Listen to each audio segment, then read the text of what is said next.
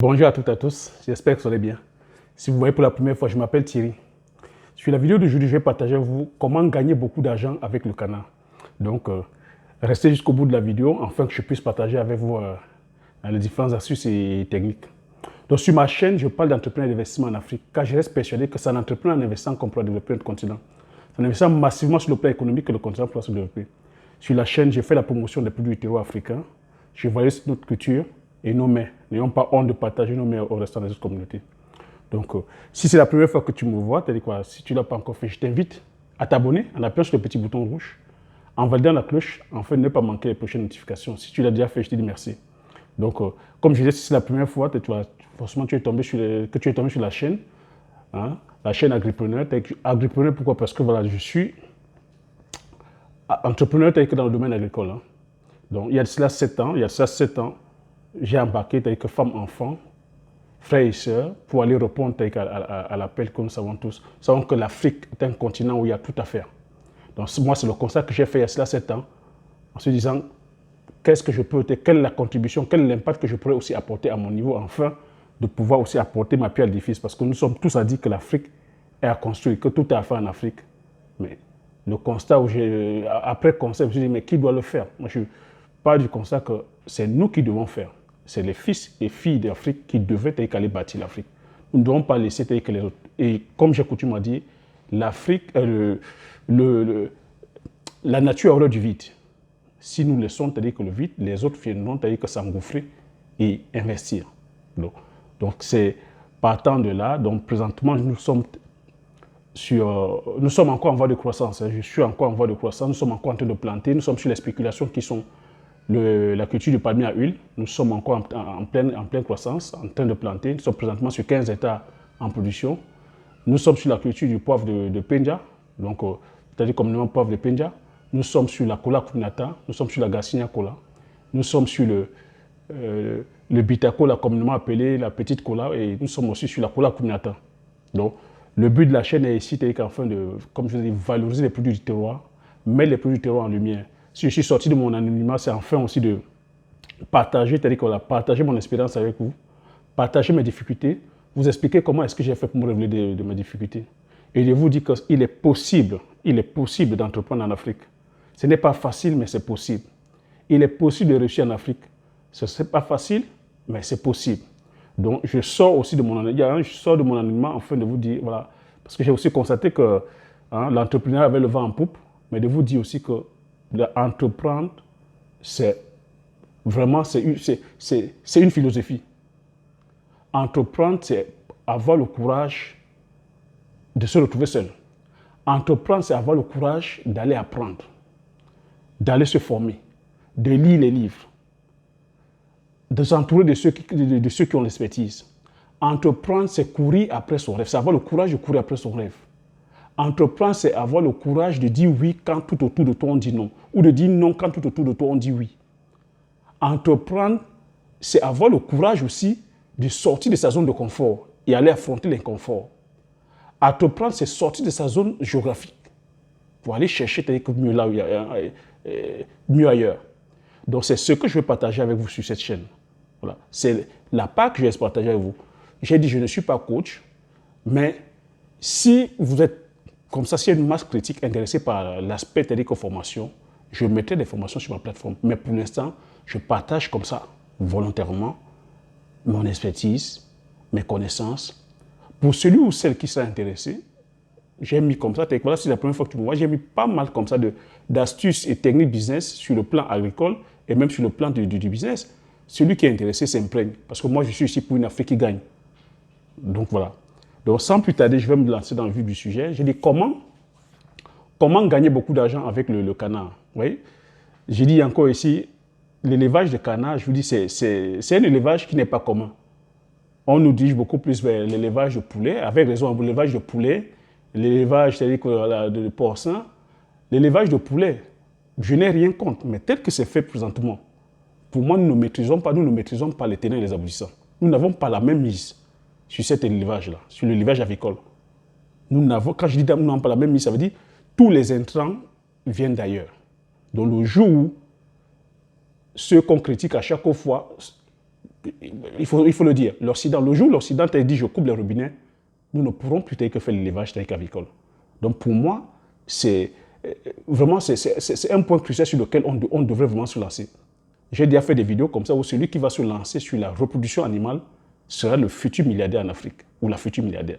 Donc il faudrait qu'on maîtrise la reproduction animale pour pouvoir maîtriser voilà, les espèces voilà, de volailles ou d'oiseaux de notre terroir. Donc, moi, je vais te lancer, moi, je suis visionnaire, je te dis, le business, ce n'est pas de faire, parce que le business, ce n'est pas de faire comme tout le monde. Parce que le malheur que nous avons en Afrique, c'est qu'on veut faire comme tout le monde. Comme on sait que c'est le business avicole qui marche, l'élevage de poulet de chair qui marche, tout le monde va s'engouffrer dans l'élevage de poulet de chair. Donc moi, je vais t'embarquer ici comme ça, que tu ailles un peu à contre-courant, que tu te lances dans l'élevage de canard. Ce n'est pas commun, mais je dis voilà un business qui est rentable. Le canard, déjà, sa chair a une très bonne chair. Le canard, déjà, sur le plan de l'élevage, c'est un oiseau voilà, qui n'est pas compliqué, qui n'est pas difficile.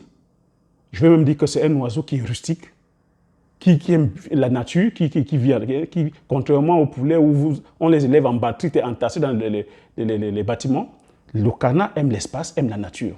Donc, si tu te lances comme ça dans l'élevage de canard, ici, je ne te demande pas de te lancer dans l'élevage en batterie, c'est-à-dire que de 10 000 canards, 20 000, non. Tu peux commencer petit, même avec une trentaine de canards, et tu sais qu'au fur et à mesure, ton cheptel va s'agrandir. Parce que le canard a cette faculté qu'elle couve bien, elle peut couver de 10 à 20 œufs. Et les canetons, dès que tes canetons sont sortis, au bout de quoi, la partie la plus sensible, c'est 5 semaines. Parce qu'il faut 5 semaines. Donc, dès que tu fais tes bâtiments, tu n'as pas besoin de faire des grands bâtiments. Tu fais des petites cabanes. Tu peux, pour plus de sécurité, mettre des grillages autour pour éviter que les prédateurs, tu vois, les trucs comme les serpents, les renards, les machins, même les êtres humains, que les prédateurs voilà, ne viennent pas attaquer tes canards. Tu fais une petite mare, même de 100 mètres carrés. Donc pour cela, si tu as une superficie même peut-être de 1000 mètres carrés ou même de 2000 mètres carrés, c'est l'idéal. Donc tu fais ta petite mare de 100 mètres carrés, tu as ta petite cabane, tu commences peut-être avec 30 canards. Tu sais que le canard a de très bonne portée et lorsque les canetons ne souffrent de rien et le canard souffre rarement de maladie. Et sur le plan alimentaire, le canard n'est pas difficile. C'est le maïs. Tu le nourris avec le maïs et après, une fois, tu le laisses aussi à l'air libre, le canard se débrouille. Donc, qu'est-ce que tu vas faire? Tu commences avec tes 30 canards. Tu sais que la portée, c'est-à-dire que voilà, elle peut couver jusqu'à 20 œufs. Tu imagines 30. Si tu prends, sur les 30, tu prends peut-être, disons, 27 canards et 30 mâles. Tu vois que sur 27 canards, donc femelles, si elle couvre 20 œufs, tu vois ce que ça va donner à la prochaine portée. Et lorsqu'elle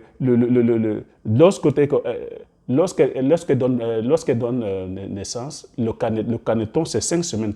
Les 5 semaines, c'est quoi? 5 semaines, tu vas leur apporter la chaleur. Donc, ton bâtiment sera là pour apporter la chaleur. Au bout de 5 semaines, les plumes sont déjà formées. Et après, voilà, ils sont capables d'aller se démerder dans la nature. Tu les laisses dans la nature, tu fais des parcours. Dans tes 2000 mètres carrés, tu peux, par exemple, planter des arbres fruitiers. Pamplemoussier, oranger, citronnier, goyavier, pour pouvoir apporter un peu d'ombrage et éviter aussi que les prédateurs comme les éperviers, que les éperviers ne viennent rôder pour ramasser pour ramasser les canetons. Donc, et même en même temps, ces arbres fruitiers, tu pourras les récolter pour vendre et même les fruits qui vont tomber, les fruits pourris, les fruits qui ne sont pas bons, les canards vont se nourrir de ça. La mare que tu vas faire, les canards pourront aller patauger dans la mare.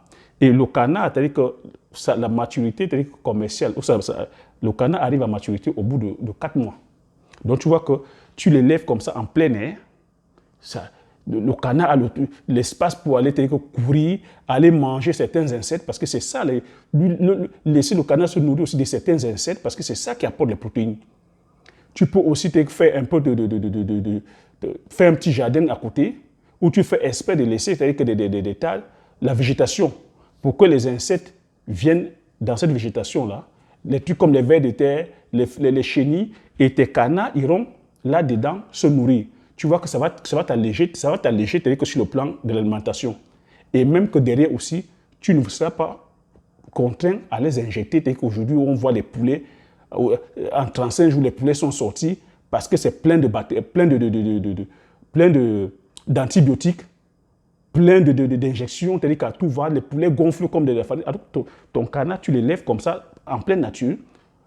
Le canard a le temps d'atteindre sa maturité physiologique de 4 mois, parce qu'elle se balade bien dans la nature. Elle mange, c'est-à-dire que les micro-organismes qui sont là. Et puis, au bout de 4 mois, tu as un canard bien costaud. Le canard en maturité, au bout de 4 mois, pèse entre 4,5 kg et 4,5 kg et 5 kg. Tu vois que sur le plan, sur le plan de la chair, tu as de la chair.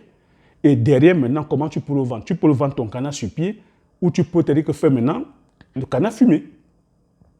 Tu peux faire du canard fumé, parce que là, tu ajoutes encore de la plus-value. Sur le plan de la... Parce que tu conviens avec moi qu'on n'a pas d'électricité. Des fois, on a des coupures d'électricité. La chaîne de froid n'est pas maîtrisée. Donc, si toi, tu te lances sur le créneau du canard fumé, le canard fumé, c'est-à-dire que ça apporte encore plus de goût, c'est-à-dire qu'au canard. Tu peux aussi te dire que tu as des produits dérivés comme le foie gras. Tu peux te dire que tu es spécialisé même dans le foie gras. Même le pâté de canard. C'est autant de produits dérivés. Pâté de canard ou magret de canard. Donc, tu vois que derrière, si tu vas faire une petite formation aussi derrière, où on te montre comment faire le pâté de canard, tu peux faire ton pâté de canard, tu peux faire ton magret de canard, tu peux faire quand même du foie gras, tu peux même faire des terrines. Tu vois, des terrines, c'est quoi? Tu peux cuire ton canard et mettre dans des bocaux et vendre. Donc, c'était ça un peu le business de l'élevage de canard. Et tu vois, ça, c'est un élevage qui n'est pas très commun, ou généralement en Afrique, voilà, on ne voit pas. Des fois, il faut sortir des sentiers battus. Il ne faut pas être dans le suivisme. Il ne faut pas faire comme tout le monde. Et quand tu es fait comme tout le monde, tu n'as que des résultats moyens ou des fois des résultats médiocres. Des fois, il faut, comme je dis, sortir des cases et faire la différence. Et il n'y a que, c'est-à-dire que ce n'est qu'en faisant la différence que tu peux gagner. Donc, sur ce, je te dis, si tu as aimé le thème, je te demande de mettre un pouce, de laisser un commentaire si le thème t'a plu, de t'abonner si tu ne t'es pas encore abonné, de partager massivement la vidéo autour de toi, afin que vous soyez plusieurs comme ça à être informés de ce type de business. Hein. Et l'élevage de canard, je dis, l'élevage de canard, essaie, tu me diras. On dit aujourd'hui 35% dès que sur la volaille, mais est-ce que sur le poulet de chair, mais est-ce qu'on vous dit combien de fermiers ferment leur ferme? Combien de fermes sont fermées pour beaucoup de choses que je ne pourrais pas citer ici sur la vidéo parce qu'elle sera longue. Faute de ravitaillement tel que de poussins, faute d'approvisionnement tel que de proventes, des fois les proventes de mauvaise qualité, faute de vaccins, faute de ceci, faute de cela. C'est autant de choses qui minent le secteur avicole de poulet de chair. Mais ça, il n'y a que les initiés qui savent. Donc, des fois, pour faire la différence aussi, va vers l'élevage de canard. Je vais citer comme ça sur ma chaîne, je vais te citer comme sur la chaîne. Plusieurs élevages sur lesquels, des fois, il faut faire la différence. Même en plantes, même en termes de protéines animales, il faut aussi des fois varier. On ne va pas que manger le poulet tout le temps. Il faut aussi des fois varier, faire aussi un peu faire du canard, faire d'autres spéculations. Donc sur ce, je te dis merci, aux prochaines vidéos. Ciao.